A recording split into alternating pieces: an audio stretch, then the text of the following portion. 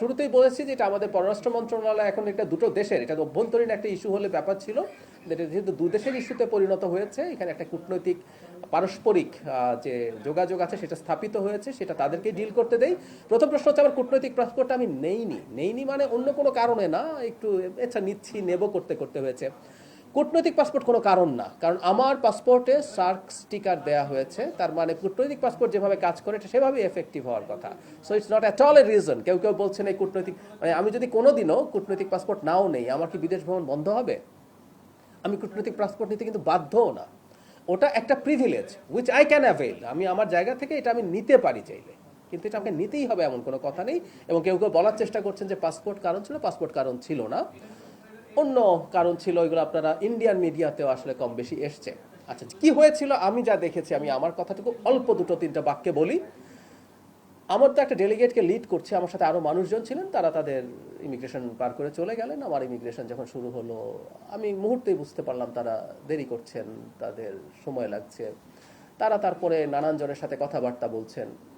আমাদের high commissioner প্রথম থেকে আমার সাথে ওখানে ছিলেন, এটা সবচেয়ে জরুরি কথা। আমাদের হাই কমিশনার সম্পর্কেও অনেক কথাবার্তা বলা হয় যে তার দুর্বলতা গাফিলতি কিছু ছিল কিনা। আমি এখানে স্পষ্টভাবে বলছি, আমি ওখানে ল্যান্ড করার পর থেকে শেষে আমি ইন্ডিয়ান টাইম রাত 12:30টায় একটা ফ্লাইটে কলম্বো হয়ে ঢাকায় ফিরেছি, কারণ আমি চাইনি ভারতের ইমিগ্রেশন ক্রস করব।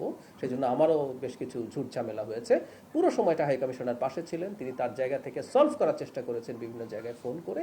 সমস্যা কি হয়েছে আমি নিজের মুখে বলছি না, এটা পত্র বিশেষ করে ইন্ডিয়ান মিডিয়াতে এটা যথেষ্টই এসছে। তারা তাদের সোর্স থেকে তাদের খবর টবর দিয়েছেন, কিন্তু 2 ঘন্টার মাথায় আমি ডিসাইড করেছি ইটস টু মাচ, আমি আসলে আর ঢুকবো না। এবং এই সময়টাও যে আমি এই রাষ্ট্রের, আমি আবারও বলছি আমি ব্যক্তি না, আমি একটা এই রাষ্ট্রের একটা পদে আছি, সেই পদের প্রতি যে সৌজন্য সেটা ল্যাক করেছে বলে আমার মনে হয়েছে। সেই কারণে আমি এই সিদ্ধান্তটা নিয়েছি।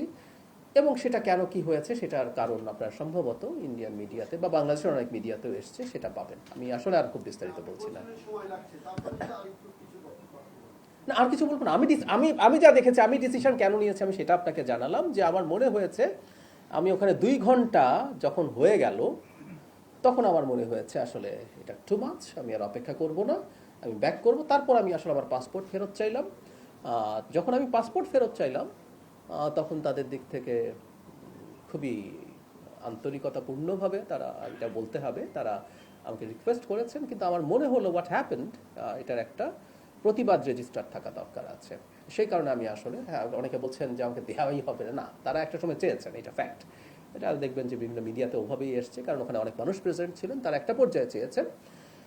কিন্তু আমার মনে হয়েছে যা হয়েছে তার একটা প্রতিবাদ রেজিস্টার থাকুক। আবারও বলছি, এটা কোনো শত্রুতার বিষয় না, এটা হচ্ছে একটা মেসেজ আমি আমার জায়গা থেকে মনে হয়েছে দেয়া উচিত, যে আমি ম্যালট্রিটেড হয়েছি, আমার সাথে সঠিক বিহেভ করা হয় নাই।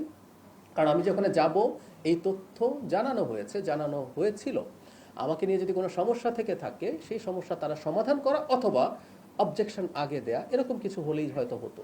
কিন্তু না, যেটা ঘটলো সেই কারণেই এটা ওভাবেই করা হয়েছে। আমি যা দেখেছি, আমি আমার দিক থেকে, আমি তার ভেতরে কি হচ্ছে কেন হচ্ছে এগুলো তার আমি বুঝতে পারছি না। আমি যেটা দেখেছি, আমাকে দেরি করানো হচ্ছে, আমাকে যেভাবে রাখা হয়েছে বসানো হয়েছে সেটা আমার কাছে সঠিক মনে হয়নি। এবং আমাদের হাই কমিশনারকে আমি দেখেছি, তিনি বিভিন্ন পর্যায়ে যথেষ্ট চেষ্টা করছেন। এমন না যে 2 ঘন্টা আমি এমনি বসে আছি, তারা চেষ্টা করছেন। আমাদের হাই কমিশনারও যখন চেষ্টা করছেন এবং এটা যখন সলভ হচ্ছিল না দেখলাম, তখন আমার মনে হলো ইটস বেটার টু রিটার্ন।